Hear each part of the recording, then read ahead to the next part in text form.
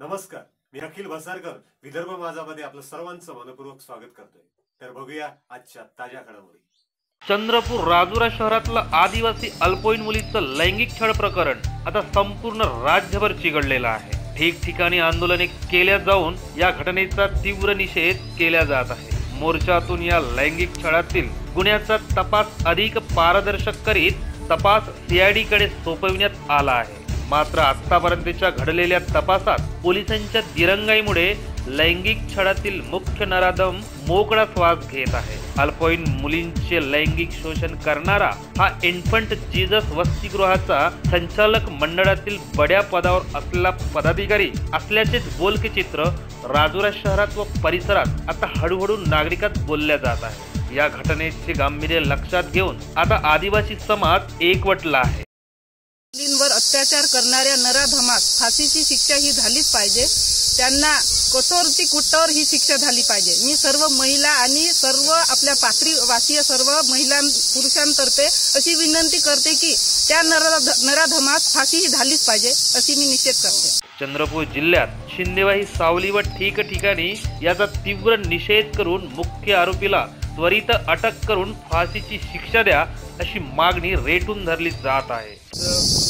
या ठिकाणी स्टेशन पाथरी येथे पाथरीवासीय संपूर्ण जनतेच्या वतीने तथा आदिवासी बांधव यांच्या वतीने जो राजुरा येथील जो निंदनीय प्रकार घडला इन्फंट जजेस पब्लिक स्कूलमध्ये अल्पवयीन मुलींवर जो अत्याचार झाला त्या अत्याचाराच्या निषेधार्थ या ठिकाणी संपूर्ण पाथरीवासीयाच्या वतीने एक मोर्चा काढून निषेध नोंदवण्यात आला आणि या निषेध मोर्चाच्या मागण्या ज्या होत्या की इन्फंट जजेस स्कूलची मान्यता काढून शासनाने पूर्णतः ती आपल्या ताब्यात घ्यावी।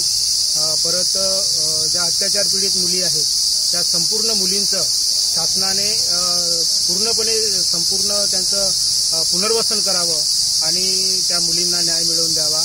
या प्रमुख मागण्या घेऊन आम्ही या ठिकाणी पाथरीवासीय सर्व समाज बांधव एकवटलो आणि सगळ्यांनी या मोर्चाला सहकार्य केलं। सगळ्यांनी या ठिकाणी अतिशय तीव्र शब्दामध्ये सदर घटनेचा निषेध करून ही घटना घडवून आणणारे जे काही नराधम आहेत त्या नराधमांना सर्वात कठोरात कठोर कारवाई फाशीपेक्षाही जरी काही कठोर कारवाई जर असेल तर ती शासनाने करावी अशी आमची या मोर्चाच्या माध्यमातून मागणी करण्यात आली।